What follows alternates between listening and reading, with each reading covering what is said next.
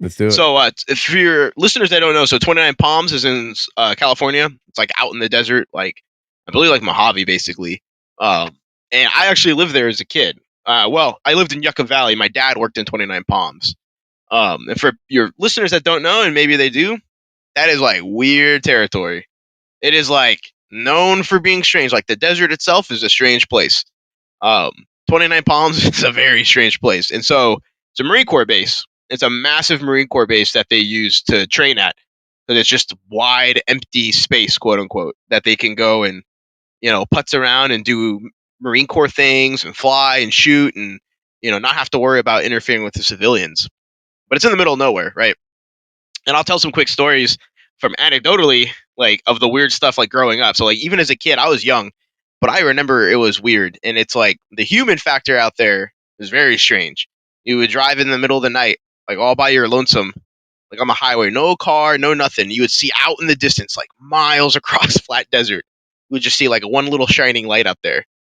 And that was some dude living off the grid, away from everyone else, out on his homestead or whatever, hanging out. Like I remember going on hikes. There was a mountain behind where we live, and I go on hikes with my dad when it wasn't too hot, and we'd see all sorts of weird characters poking around and walking around back there. Like not hikers, like just dudes, dudes maybe back there with more nefarious intentions in mind. Obviously, we would get away from the situation, but like a lot of criminal enterprise out there. Very interesting, very creepy people. Is it true that they'll warn people coming onto the base, like maybe new soldiers or something, about, hey, be careful, this place has a lot of cults? Yeah, so that is a rumor slash not rumor. So there is a town called Amboy that's outside of 29 Palms, I believe, it's like to the north. Supposedly, it sits in like a dormant volcano. It's like a weird town. Like all like the Marines out there will tell you like there's cults and stuff like that.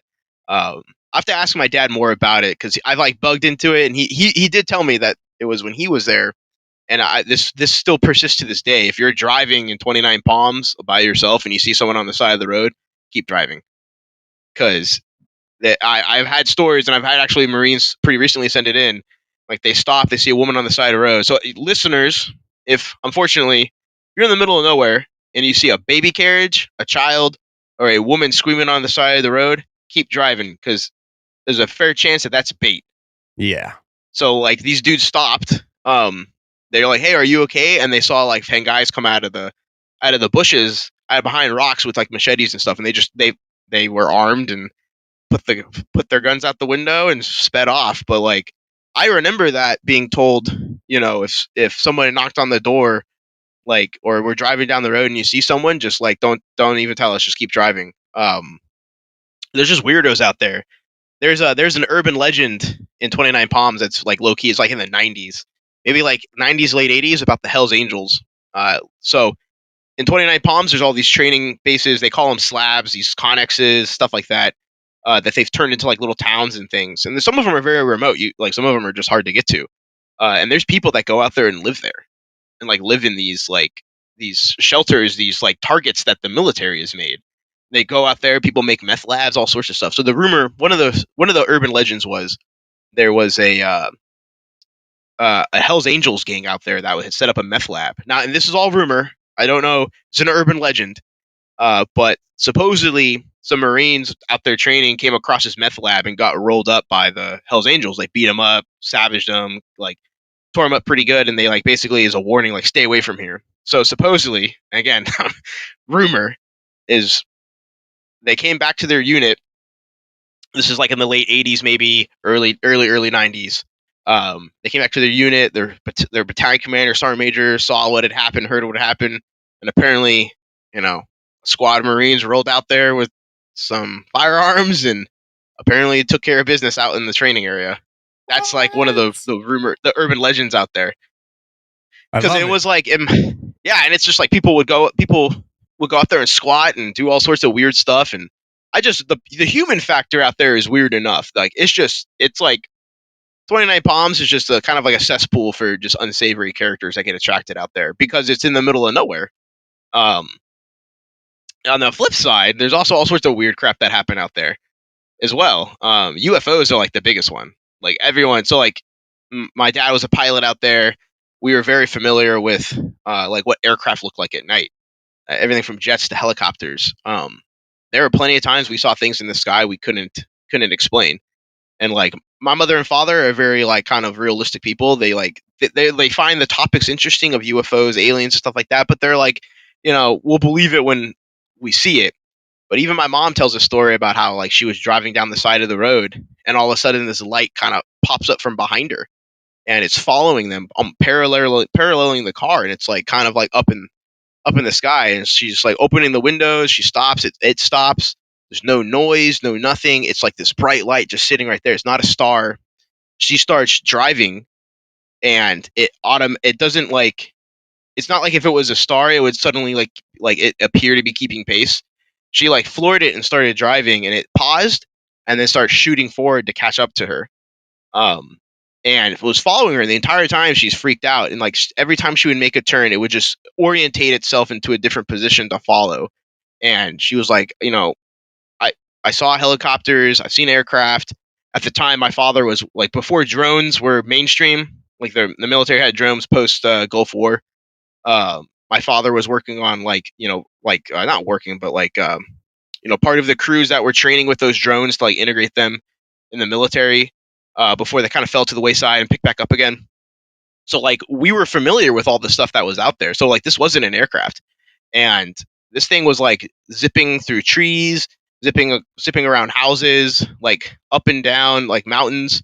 And like it freaked my mom out. She was like convinced what she saw was not an aircraft, not a star, not in her head. And my grandma was with her too, and it validated everything she was feeling and seeing at the same time. And she said this thing followed it straight up to our house. And she like ran inside, and the last thing she saw was this light, like basically sitting over the mountain, like casting light on the mountain. And she just felt this like overwhelming sense of dread, like she was looking at something she wasn't supposed to see. And she like just shut the door and just stayed up all night with my grandma and my grandpa, and they were just kept looking out the windows. And that was the end of the story. But it was just just something weird. Um, Yeah, it's got to be scary, going through that. I mean, just hearing the story. What I'm trying to say is, hearing that story, it must have been absolutely terrifying for them to stay up all night, because you hear people having UFO encounters and they don't stay. They don't talk. They haven't told me. Most people don't tell me that they stayed up all night out of fear. But just staying up all night, checking out the windows and stuff. I mean, that's got to be, it had to be a very dramatic experience for sure. yeah, when I asked my mom about it, it's still she was like, it freaked me out. It still freaks me out. Hmm. But you would just people out there too. We're like, hey, you're gonna see some weird lights out here. People saw all sorts of weird lights and stuff flashes in the distance. There's another army base to the northwest called Fort Irwin. There's another town that's like kind of like Amboy and 29 Palms called Barstow. Everybody up in Barstow knows about the weird lights and UFOs you see in the desert. It's just to them, it's like second. It's just like watching birds. Do you have any? We're gonna get to these stories, but do you have any from your dad being stationed there, and you doing what you do, and even talking to all these different soldiers? Do you have any thoughts or ideas as to why there's so many UFOs sighted in that area? I mean, do you think that it's just top secret technology that we have that they use out there for testing, or what? I mean, it could be. I mean, like the obvious is Groom Lake and Dugway Proving Grounds, all these like big wide open spaces. Because like Area 51, Groom Lake, everybody knows about it, right? So it's like everybody knew about it back then. So it's like it would make sense that they would move equipment and stuff around and fly stuff out in the desert because there's just not that many people out there. Hmm. Um, it could be. I mean, like honestly, and like now, like with the stuff coming out, like in J.J. Abrams' UFO, um, the technology we had back then looked like science fiction. Yeah. Like I can only imagine what it looks like now. Yeah, people out there, it was weird. Some people just accepted they were aliens out there putzing around in the desert for whatever reason. I think there's even now, don't quote me on this, but I think there's a lot of even cultural references for the tribes that live down there to, Mm. star people and stuff like that. And I believe like even some of the cave paintings at Joshua Tree depict like things that could look like a gray alien or something like that. Do you have any thoughts, opinions on the UFO video that was released from 29 Palms not long ago from Corbell? Yeah, so that one's interesting. So like, there's I've talked to people that have swore that that was a UFO, and I've talked to people that also said that those were illumination flares. Hmm.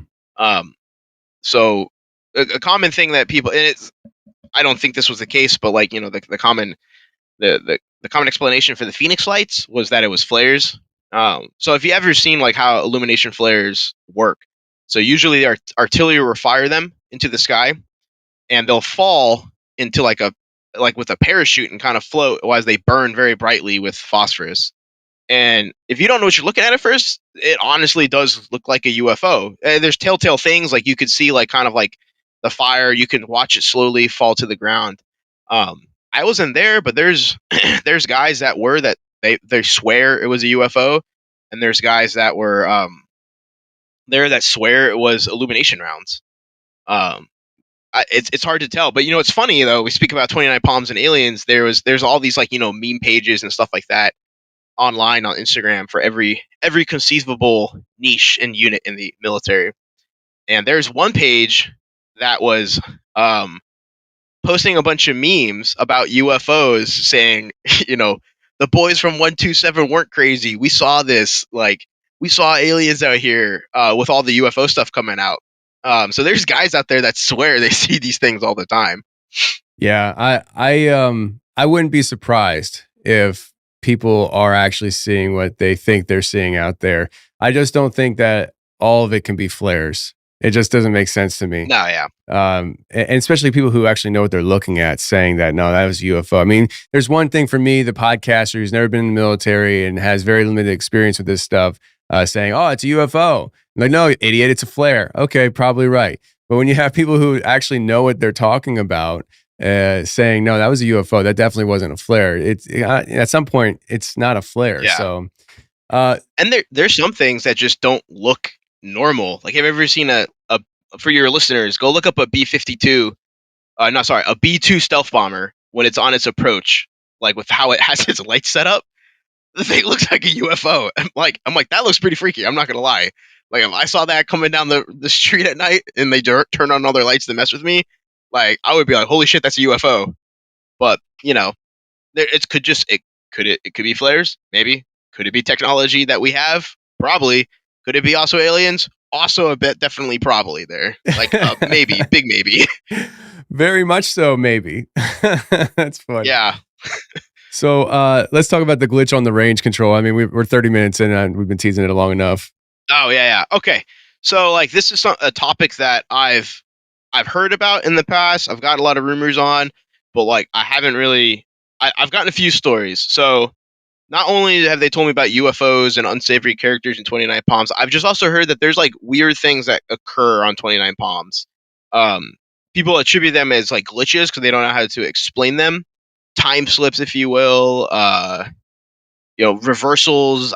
I don't know. Like, so I'll read this first one. So this is from a Marine that was stationed at 29 Palms. So the story goes, I was an infantryman at 29 Palms, California, and it was quote unquote fapped out to the provost marshal, the PMO, which is the military police, and FAP meaning Fleet Assistance Program, to fill in billets on base without enough of that specific MOS to fill it themselves. Most infantry guys not in their second deployment get fapped, quote unquote, out to the PMO, gym, school, or training. I stood on the gate before becoming part of what's called the RPO, the Range Patrol Operations. It's the only one of its kind in the Marine Corps, and its purpose is to patrol all 1,200 miles of the base to protect it against trespassers, drug smugglers, and criminals. If anything suspicious happens on the training area, RPO is called out. One night around 22:30, my sergeant knocks on my door frantically, telling my roommate and I that we have to call out. No details, just get your shit on and get to the PMO to load up. When we did, it was just us Marines, no civilians, as it would take them a while to get to base. We headed out, and I had my junior Marine at the time driving so I could navigate along with the other two vehicles. We had 3 trucks and 4 razors outfitted with police packages. We took all trucks out. The calls for mysterious lights on a specific range that pilot flying over reported. Now there was a unit training at that range earlier than the evening, and nothing at the time had been reported. The fastest way to this place was to drive on the outside of the base on the asphalt, then cut up into the base on the east southwest southeast side. There are abandoned homes and mine shafts out there because the boundaries to the base can be confusing, and there's not a fence that really goes around the entirety of the installation. As we are driving up through the hills, my Marines and I saw a red house, rustic barn style, with one window to the right open and a literal pie sitting on the window like in the cartoons. We didn't think anything of it and kept going. We cleared the range and found no signs of intrusion. As we were heading back, we saw the same house in the same spot. We both commented on it, and as soon as we drove past it, we stopped because it disappeared. All that was left was a structure left there, metal framing. We both started freaking out, and my Marine was telling me how his family had dealt with things like this before and had weird dreams. He and I both saw the same house, the same features, the same pie with steam coming out from the top, and we both saw it suddenly vanish right before our eyes. There was no way we took a different route back. There was no way we had missed the house. It was like that, it was there, and then it suddenly wasn't. When we got back to the PMO, we told our story to everyone else, but no one believed us. This is also about out by Amboy, California, where UFO sightings have been reported and weird rituals at nights occur. That's just one of the few stories of the weird stuff I've witnessed out there. One of the civilians that worked with us is a combat vet, and he said one night he was in the same area on Firewatch years ago and saw a weird light doing circles in the air, and then shot off and bolted into space, leaving a trail of light behind it. 29 Palms is weird, man. That all right. So they're out there on this. I guess what was if I understand this right, they're not totally on base when they see this house, right? Or they were. Yeah, so like it's kind of so it's weird. It's like so like a lot of the training areas in the military are just like they take up this entire splotch of land. Like and sometimes like you have to leave those training areas to get to certain parts. Mm. So like so they had like went off the base to get back on, which is still out in the middle of nowhere. So I guess you could consider them practically in the training area, even though it's not the official signed off training area. It's kind of like out here in Hawaii, there's all these jungles. There's no fence. It's just suddenly there's an imaginary line where this is military installation, and there's like you're in the to get to it, you're deep in the jungle. That's not, you know.